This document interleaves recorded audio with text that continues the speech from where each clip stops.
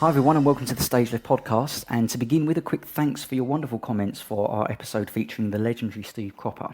The word great and legend is overused these days, isn't it? But he's the epitome of those, and if you haven't heard it, Steve talks us through writing Sitting on the Dock of the Bay with Otis Redding, playing at the White House for President Barack Obama, and composing and playing on countless hit songs that we well know in your household. So you can hear that at thestageleftpodcast.com, where you'll find other episodes featuring the likes of Mike Crowe of Noel Gallagher's High Flying Birds and Oasis, Liam and Noel's brother Paul Gallagher, speaking in detail about what it's like growing up with Liam and Noel, and Kieran Pepper of The Prodigy. Today we have Aziz Ibrahim in an episode to be released in two parts. So this is part one, and features a fascinating and never discussed in detail before chat about his time in the Stone Roses. He also had a guitar in his lap the whole time, which was fantastic. So he plays lots of little examples of how he approached learning John Squire's guitar parts, such as Fool's Gold, On the Resurrection, and so on. Also talks about his upbringing, his influences, joining the band, and his preparation for headlining Reading, his memories of the gig itself, and actually the subsequent fallout which resulted in death threats and abuse from the press. Part two, which will be available in a couple of weeks, will cover his time as Ian Brown's songwriter, cover Ian's arrest, how he composed corpses in their mouths, My Star, and details what it was like working with Paul Weller and Manny on his solo album, and covers loads more. It's a fascinating couple of hours, so we split it over two parts. To keep in the loop, the StageLeft Podcast, follow us on Twitter at the StageLeft Pod, or like us on Facebook at facebook.com/the StageLeft Podcast. Get in touch, say hello, and we hope you enjoy this episode. So sit back, relax, and enjoy some magic from the genius that is Aziz Ibrahim.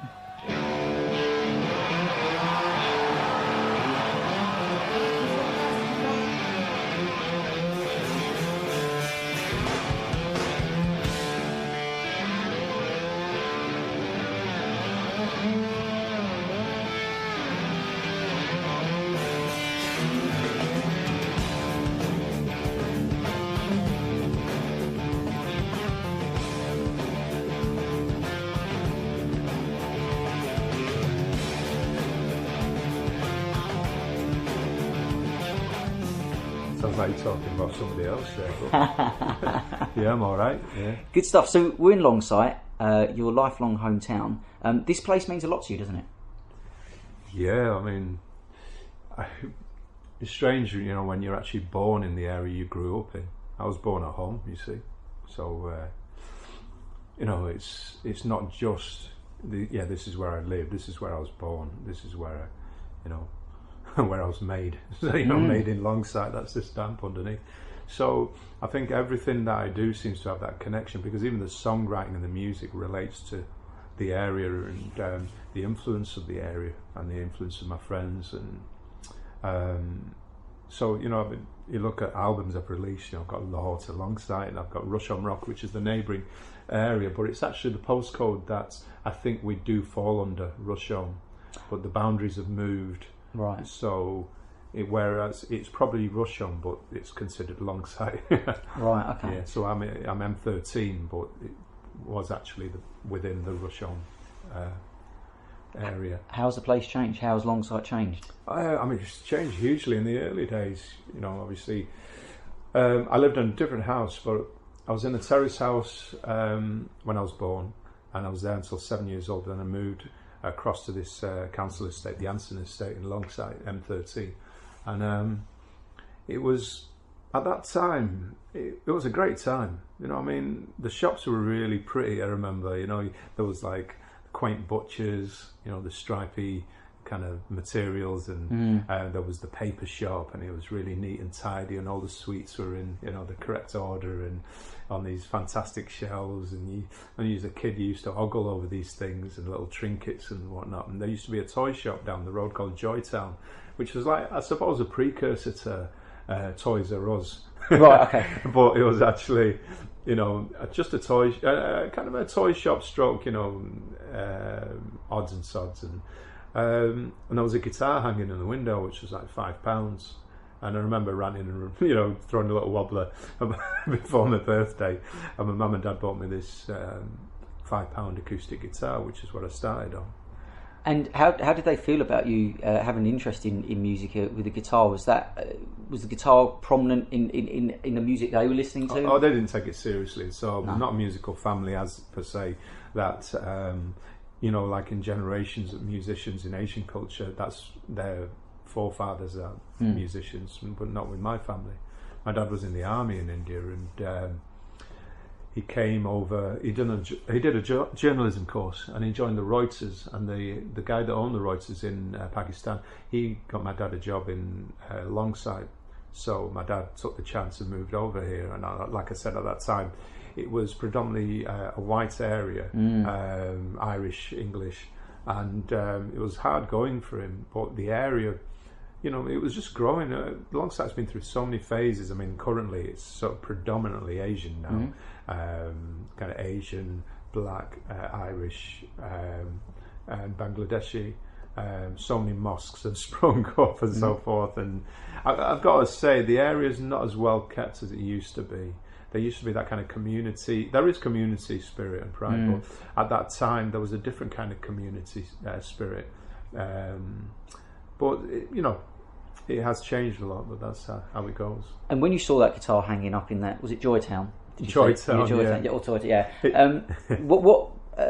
What took, why was it the guitar? Who had you seen playing the guitar? Why did you kind of look at that guitar and say, that's something I want to... Well, it's just straightforward. My when I was at primary school, I used to get you a bottle of milk, and my class teacher used to play for us afterwards. He'd pull out this acoustic guitar and play things, and he played this piece which was like...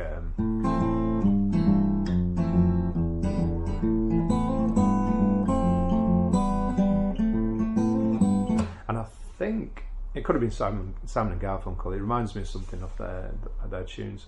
And I was just mesmerised by it, and that's why I wanted a guitar, because I was like, I've never seen that before. And especially from the Asian household, all you hear is the sitar, and you hear Bollywood films and Bollywood soundtracks, and or Qawwali and things like that. But for me, the guitar was just a strange place, and I don't know what it is that's drawn me to it, but everything I do is always atypical Asian Muslim, the breaking the stereotype mold.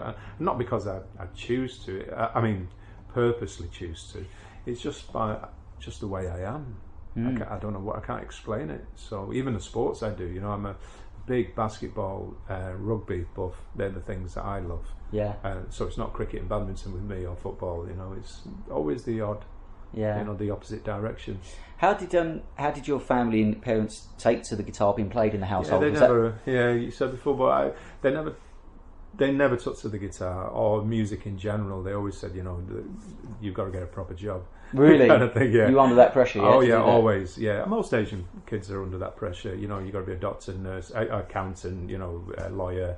How did that affect you? It was a constant struggle, because I just felt, drawn to the instrument. And I mean, my mum and dad, beautiful people, they were always supportive. I mean, they bought me for my first guitar, but obviously objecting. And I wrote that song Marasi, which is the first instrumental I ever did, and that was actually a piece I wrote for my dad. In fact, my whole music and lyrics have been geared towards convincing him that music is, a great thing. It's a beautiful thing. Currently I do a lot of music therapy, and I've been working at that and trying to discover what the connection is between, the soul as such, and the head and the brain and music, and what it does for people, how it kind of brings people together. And do you think you were trying to prove something to them, that you could either make a career out of the music industry, or was it that you were trying to prove that you were good at the guitar? I think I wasn't trying to prove, because I just found that I had a talent for it. I mean, it's not being big-headed, but I found I had a talent for it, that I could pick it up very quickly. The first things a lot of people learn are things like I played, and it was probably the first thing I ever learned, just because it was one, a couple of notes and one string, and then I started learning the power chords and bar chords, that kind of, they're power chords. So I started learning these things, picking up really fast, and then by the time I was 12, I was probably playing in the local pub with a rockabilly band, and we'd be playing those kind of Elvis things, or or I don't know, Shadows and Yeah. Was there a bigger rockabilly scene in Manchester? Because you're the second person we've now had on, another Mancunian guitar legend. Paul Gallagher, Liam Noel's brother, said that Noel was a rockabilly when he was a young, like really into rockabilly music and stuff like that. Was he? Yeah. So I just wondered, like, was there a big scene around rockabilly? I mean, I don't know. I didn't have Newport at the time, but there was. I used to play, the clubs around, like Longsight had a club called the Shanty. Right. Which burned down, but they used to have punk nights and they used to have rockabilly nights and reggae nights, and it was the same in Mossad and Hume. So they were always played, and the pubs were always, we had a double bass player, everyone had a quiff and all that. No Crepes shoes, but I wasn't a teddy boy, it was rockabilly. So you once said that the guitar was like a symbol of rebellion. Now you said you don't drink and don't smoke. Looking back, what were you rebelling against? Well, it was my symbol of rebellion, for some people it might be, a woman without a veil or something, I don't know. But for me, because I have that life, it's inhibited in a way because of the restrictions of the religion, faith, community pressure, peer pressure. And the instrument, for some reason, gave me that release of energy and expression. It's mainly the expression that's, it was just... I don't know, when you're playing it, it's like... there's something in it that just makes me feel alive and I can say what I want to say with it. And then it's back to the normality of... Okay, life outside the house is different, because the mates I was hanging out with, we're getting in a lot of trouble, like some of them are inside now, even to this day, or turned to drugs and things like that. And the guitar, again, even though it was rebellious, it was something that gave me a focus for my energy to keep me on the straight and narrow.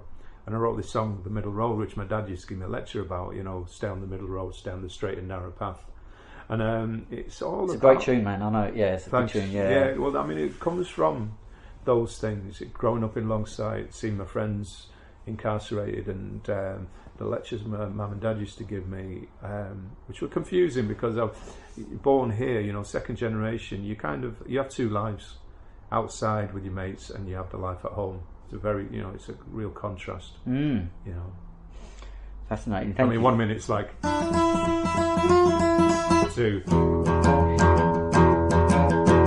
The two things are just complete contrast to each other.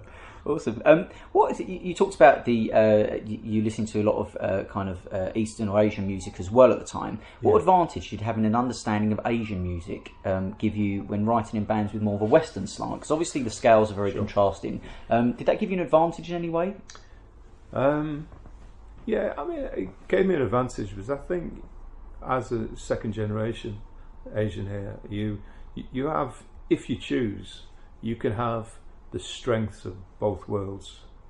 You can pick the weaknesses if you want, but if you've got any sense, you'll pick the strengths off. And both cultures are rich, in heritage, and kind of drew on both of them.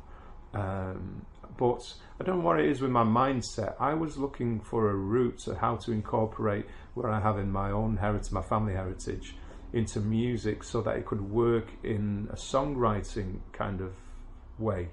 So I started to learn, or teach myself really, that's how I've always been, my own research, how I could take something as simple as playing, you've got a progression which is, let's say this,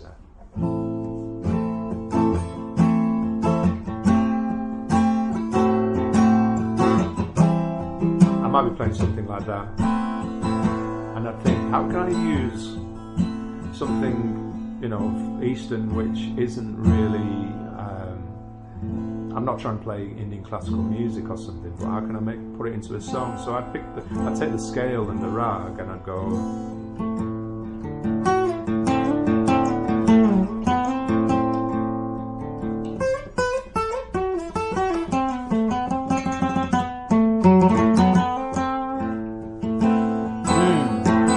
and then switch back. Yeah.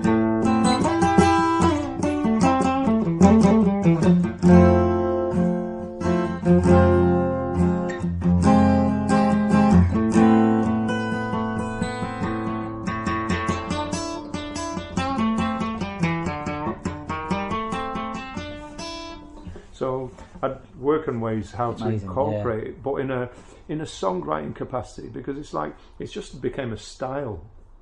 And like any great players, and writers like Jimmy Page or whoever it is, or they kind of had a way of playing to the song as opposed to playing music for musicians. It was for the songwriting. So that's how I've always approached it. So I try to enrich my knowledge about these ragas and things like that, and other countries as well. Whether it's from Korea, Japan, China, or South America. I'd just pick up the not just the notes, but I'd also study the instrument and how it's played. So if it's a kind of it's a rhythmical solo, rhythmical way of playing. I've always been a rhythm player, and I'd try to play like that also, and that started to create this style of my own, really, where my rhythm hand is as equally important as me being able to, most people go, that's not important to me. They're just running scales and things, but how you play it, and the melody and the rhythm and the timing, especially, because classical music Indian classical it's rich in mathematical timing to be able to play. I'd in odd time signatures, but I would write songs in odd time signatures, so it'd be like thinking rock and going.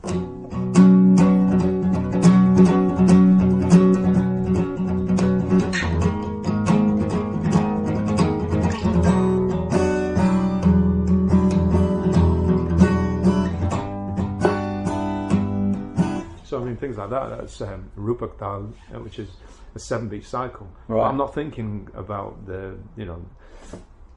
I'm more thinking how I can use that, how I can utilize it into a song, and make people feel like it's a song, and not think about the mathematics and think about, that's clever. Yeah. I just want them to think about the words and the lyrics and the melody.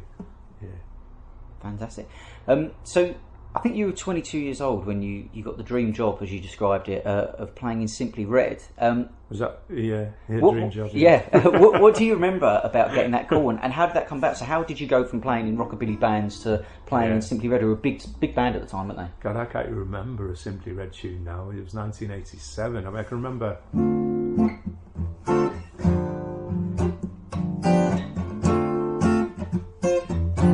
That's about all I can remember. It was 1987, and I got a phone call at home here in Longsight, and it was literally, I think it was the manager, Andy Dodds, or Elliot Rashman, and they rang and said, "How would you like to join Simply Red? And we're on a world tour, and we'll pay you $1,000 a week or something, and oh man, yeah, whatever, 5-star first class." And I was like, "Is that you, Delroy, messing around? Stop it, man." That kind of thing. So I didn't even know the music. But then when I said, "I'll have to get back to you about it." Really? Yeah. I was like, "I'm not sure," because I didn't know who it was. Yeah. So I had to do a bit of research, and then I spoke to them next time. I took it because it was the same thing. I wasn't going to follow the route of, am I going to be a doctor? That was the aim, really, medicine.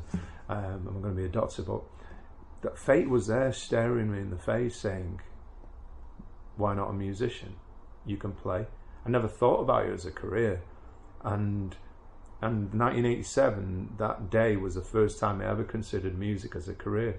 I was playing basketball. I love basketball more than I did music, and but I took it, and it's led me down this crazy route. The bands and groups and things that you've never even heard of, actually, or that places that I've been, and it's just unbelievable journey, and I wouldn't change that for anything. Is it right you turned up to the rehearsals with Simply Red with an ice pink Ibanez and they didn't like it? That's very true. Yeah, I was in an Ibanez mode at the time.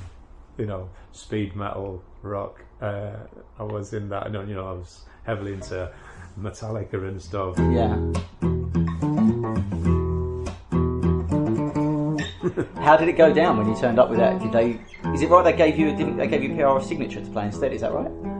No, they. Okay, what happened? When I first met Mick, it was a strange meeting. The first thing he asked me was, "Do you like curry?"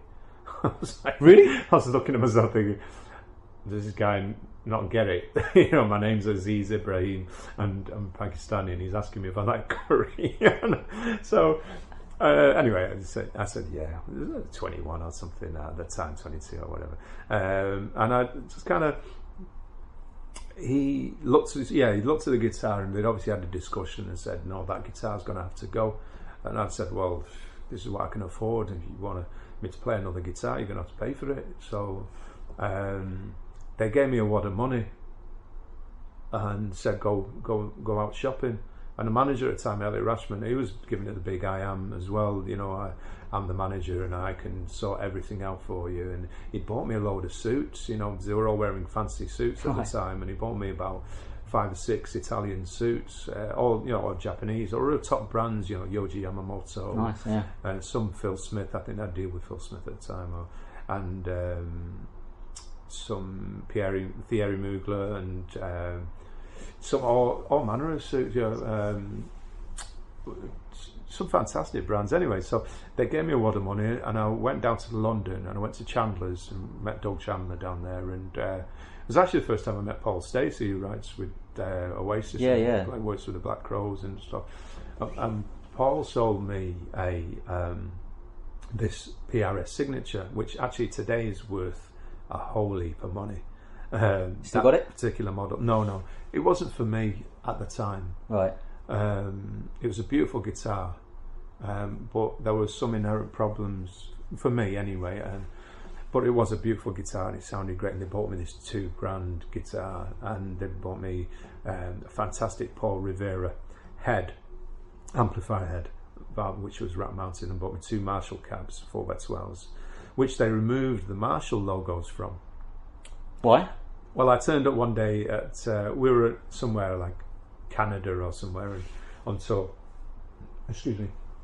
And it was just one of the days. I came in for a sound check, and there were Silver Jubilee cabs, so they were kind of grey silver colour, and the Marshall logos had gone. And I said, "What's the crack? What's going down?" And they said, "Oh, Mick doesn't like the rock connotations of the Marshall logo, so he had them taken off."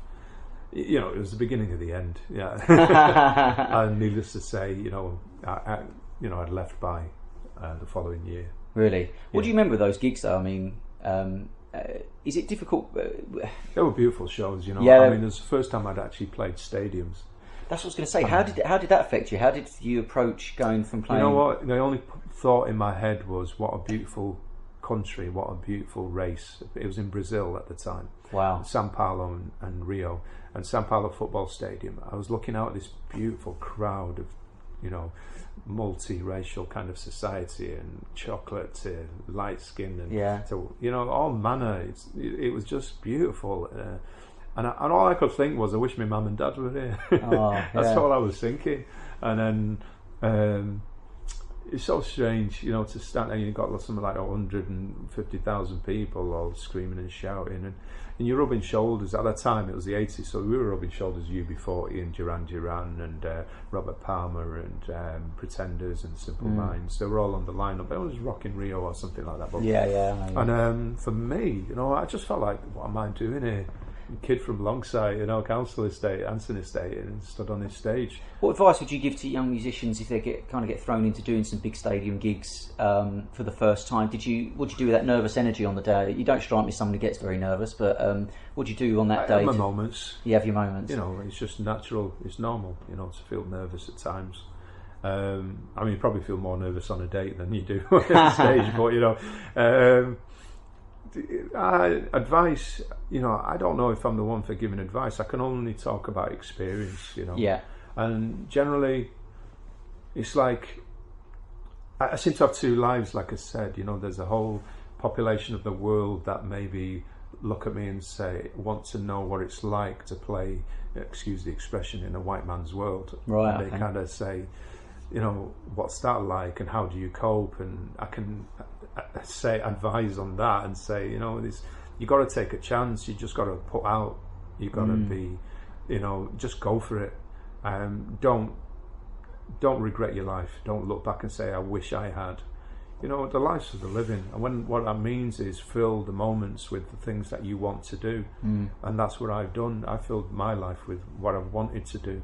Selfish as it sounds, I believe you should fulfill yourself as a human being and not wake up each day thinking, I hate this job, or I hate being here, or I hate this relationship, whatever. Just go for it and do what your heart tells you. Your instincts, rely on them, and be that person that you can be, whether you're man or woman, boy or girl. You know, you can be that person. If I can, that's what I can say. I'm a Pakistani Muslim from Longsight, you know, from poverty, and it's like, if I can be achieve what I've achieved, I'm sure that there's people with far greater advantages than me that could do 10 times as well as I did. Yeah. I'm just giving you an idea that things are possible, and that's the best advice I can give. You know.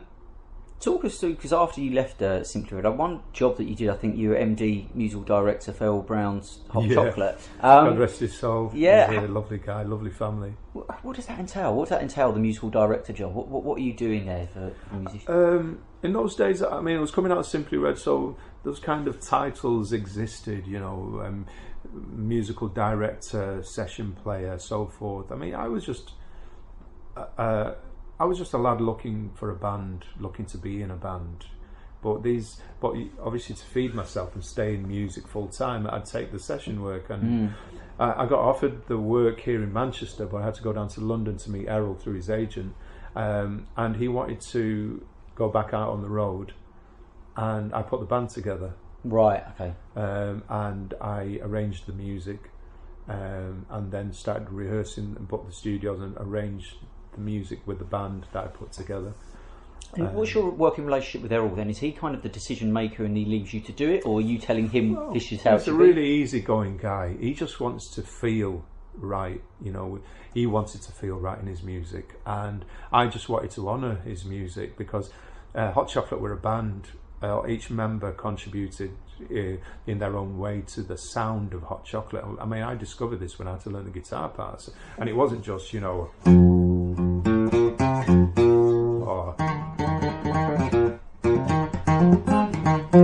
classic. Yeah, but it wasn't just, hey, I played the line.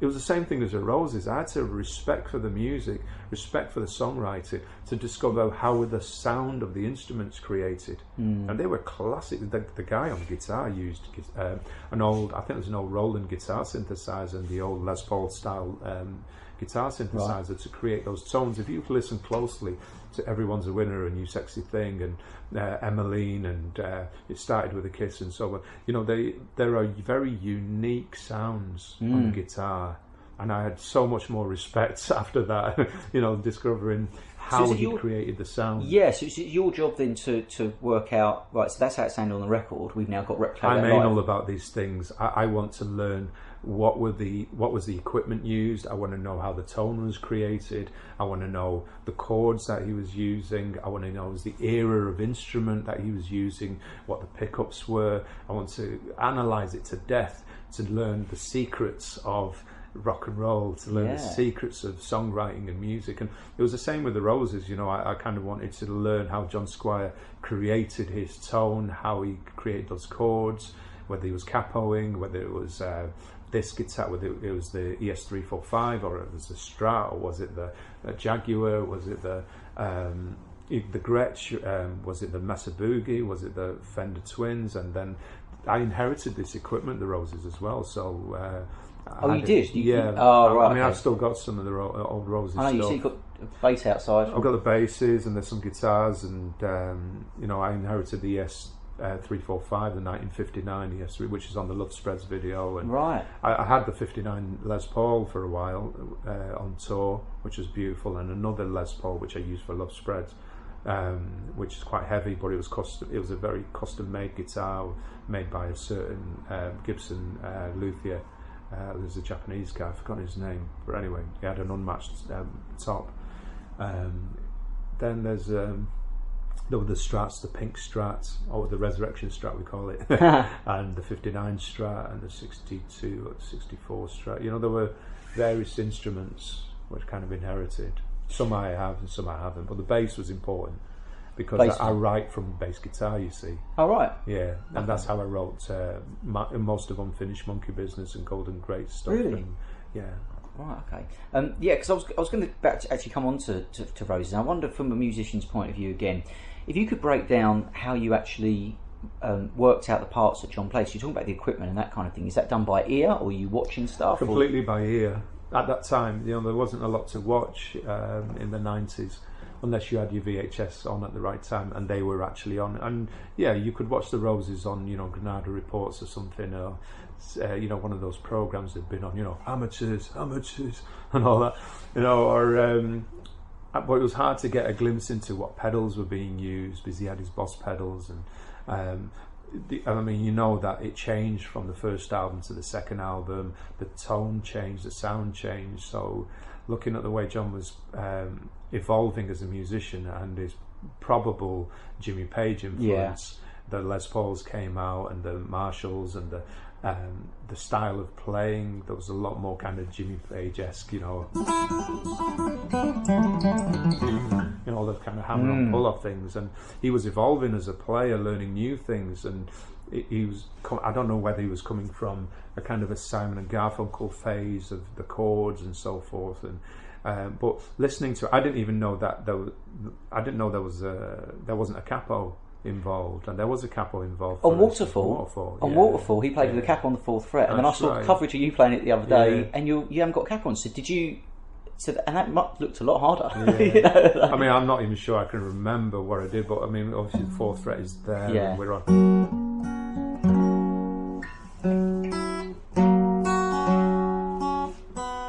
That's what I did. So I went.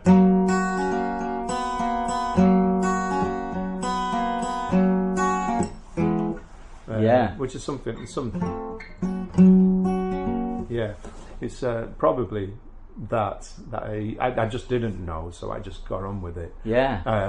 But it was a voyage of discovery. I learned so much from John's parts and the Roses albums. It completely changed me. And then I switched instruments to Gibsons, Gretsch's, Fenders, anything classies and Rickenbackers, and that was it was an evolution for me through learning the Roses songs and learning John's parts, because again, like I said, I got anal about the equipment and things, and trying to replicate, out of respect for the fans and out of respect for him, I was trying to do the music justice, because I was oblivious to the fact. I know Noel says it was the hardest job in the world, but to me, I didn't think it was, because I wasn't in that frame of mind. I wasn't a Roses fan, but I realised afterwards. Obviously, there was a love and there was a backlash. I could never replace John Squire, and that the message I got, and I was kind of high as well, in the terms of a natural high, and wow, I'm in the greatest band in the world here, and the homage and the tributes from other bands, and I was getting support from the Asian community, and get in there, lad. And it was a great time. And then at the same time, I was getting death threats. I was getting all manner of abuse from people, racist abuse, and it was a great time, and it wasn't a great time. But I learnt a lot. I learnt so much. I grew up. I got a lot of abuse from the press, real abuse, and they were merciless from the start to finish, and they kind of painted the picture like history gets painted in a specific way. The West paints a history, and the East paints its own history, and it was like that. The press kind of pasted a history and said this is what it was. 96 Reading was this, and talking about Ian singing out a tune. But then if you watch Ian on previous performances, you'll find he drifts in and out. Some gigs he does even good, now. Some gigs are bad. Yeah. His voice has changed through, smoking or whatever, and it's just kind of, people change. We get older, but there wasn't much criticism of your performance in that gig. I think there was a lot of criticism. I read really of yourself, yeah. I saw so much stuff, and it was really abuse. I even had people saying that I couldn't play. That's rubbish. I watched it this week. You're fine, man. Like Ian's off at times, but you're. I can look at it, and honestly, analyse the thing and say, yeah, we made a mistake. Well, when I say we, I mean I was just concentrating on trying to get the parts right and trying to fit in and make sure that the music was delivered the way it should be. I was oblivious to what was going on around me. You know, there was a dancer on stage, and in all honesty, looking at it, seeing the video and thinking, well, yeah, we made a mistake there. Whose idea was that? We had a piano and we had Hammond. I mean, I don't want to name any names. Oh, okay, fine, yeah, fair enough. But it kind of, there was, you know, we had a Hammond and piano, and it kind of took over in the mix, and I had no idea why that is, because it made it sound more karaoke than anything. So there were kind of errors there that, you know, we could have avoided. In your press conference when you first joined the band, you stated that you wanted to give Roses an Indian influence. How do you think that would have played out? What would a third Stone Roses album would have sounded like? Oh gosh, you know, when I think back to that time, you know, I was a bit of an idiot. I mean, I feel a bit of an idiot at the time because, like I said, I was just on an actual high. You get somebody, you know, it's like Simply Red phoning you up at the 21 or something, but the Roses phoning you up at, you know, in 1996. It was like I was so happy. I was over the moon, and I was just talking, as they say, talking out my ass as far as I'm concerned. And I was talking about Indian influence. I was just trying to say something that, look, I know this is the ultimate band, and there's no one that can replace any member in this band. But I just wanted to bring something to the table which was original, and it was the reason why Manny and Ian took to me, I think musically speaking, never mind friendship, but they saw that there was a future in maybe something new, because this kid could bring something different, which wasn't John, it was himself. And if we could bring it into the songwriting, which I did eventually in the Ian Brown solo albums, and it wasn't an Asian influence per se, where each track was all of a sudden completely Indian classical. It was all about the songs. Yeah. So I'd learnt songwriting through, obviously, hanging out with Ian. And so did you already, so what was the relationship with the boys before you joined the band? Were you friends with Ian for many years? I didn't have one. Right, okay. So how did they find you? I was only, Robbie Maddox, right. He called me, said they were demoing songs, and would I help, because there wasn't a guitarist. They just said that John was away, or, you know, wasn't sure where he was, so they were demoing songs. So I just stepped into demo songs, and that's how I met Ian and Manny, and built a friendship then. And then I got a call months after saying John's not coming back, and would I be interested?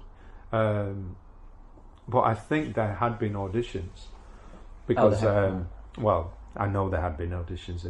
Slash had offered to play. I think there was this kind of, really, yeah. What had happened is there was a lot of bitterness. There was a lot of kind of, you know, anger and so forth, and maybe they wanted to piss him off, so they decided, let's get the greatest rock icon of all time. Slash was in England, he was at Snake Pit, he'd offered, the management knew the Roses, they wanted to manage the Roses, Goldstein wanted to manage the Roses, so Slash had offered, I think it was Manny or Ian, I'm not sure, one of them said, when afterwards they thought, yeah, we'll get this guy, and, you know, the big rock icon, that really annoyed John. But then they thought about it and said something to the effect of, "Nah, we're not going to work with a guy who wears leather pants, are we?" So Slash wasn't in, and then he tried Kelly from Girls. I think it was Kelly.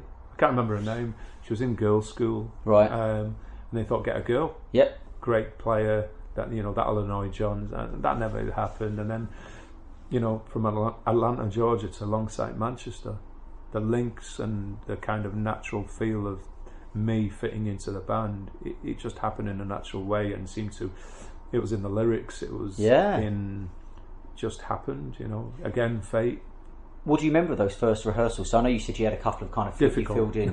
Yeah. I mean, it wasn't so much learning the parts, because John writes quite, I wouldn't say simple, but he writes beautiful parts you can remember.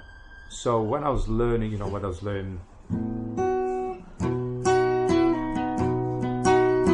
you know, all those chords.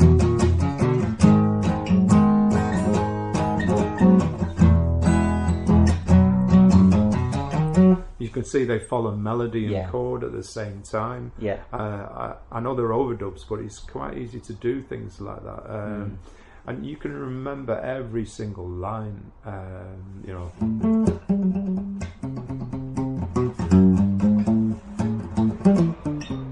You know, all those things. I could just remember him just purely out of the melody of the songs, of being able to whistle the tune. So in that respect, it was easy. It was the tones that were hard. That was right. It was achieving the sounds and the manner that he plays.